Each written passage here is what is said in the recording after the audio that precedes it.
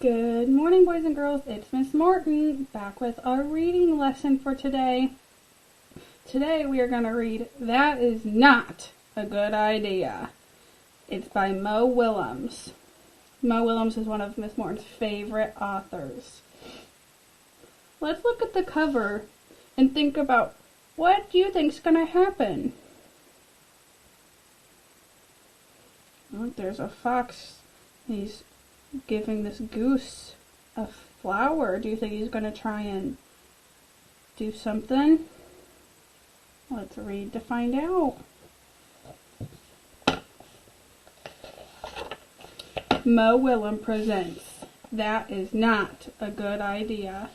Over here it says, the players, hungry fox, plump goose, and baby geese.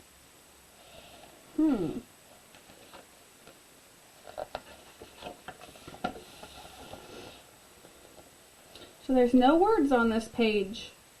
It's just a picture. This fox is walking and he makes eye contact with this goose. And they have these little things coming out their head. They had an idea. What luck! Dinner! Who do you think was thinking that? The goose or the fox? Probably the fox, right? Fox thinks he's going to get dinner with his goose. Excuse me, would you care to go for a stroll? Fox is asking the plump goose. She's blushing. Sure. Oh, there's the baby geese. That is not a good idea. What do you think is not a good idea? The goose going with the fox, maybe? Would you care to continue our walk into the deep, dark woods? Look, he looks like he's trying to be sneaky. Sounds fun! That is really not a good idea.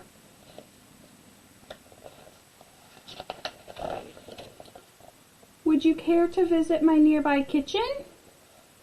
Look, they're walking into the woods now. There's not a lot of people around. This fox thinks he's going to get lucky and have dinner. I would love to.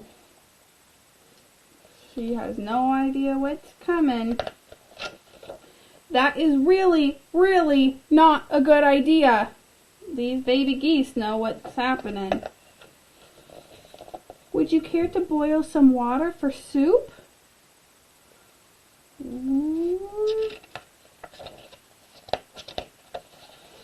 Certainly, I do love soup. Look, there's her little tongue sticking out. She's licking her beak. That is really, really, really not a good idea. They're starting to get a little panicked. Oh no. Would you care to look at my soup? A key ingredient is missing. Oh, he thinks he's about had it. That is really, really, really, really not a good idea.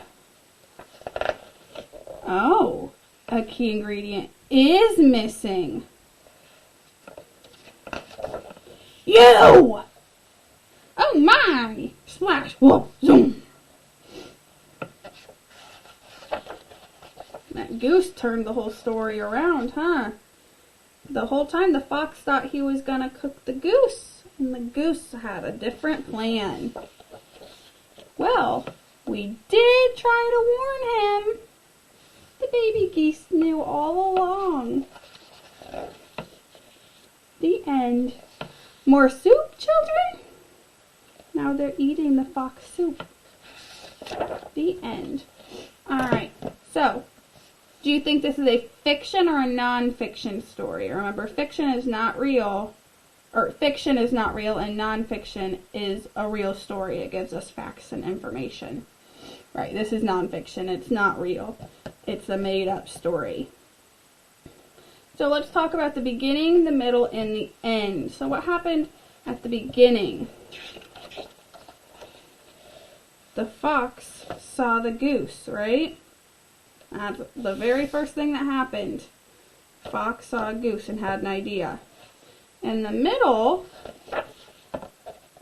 we see that he's convincing this goose to go to his kitchen with him. And her baby geese are saying that's not a good idea. He thinks he's being sneaky. He's going to trick her. And the geese, or the baby geese, know that's not a good idea. And what happens at the end? The story switches, right? The goose is not going in the soup, but the fox goes in the soup. You're right. So let's talk about our setting. Where's our setting at in this story? They start in town, don't they? He sees her walking down the sidewalk in town. And then they take a stroll and they end up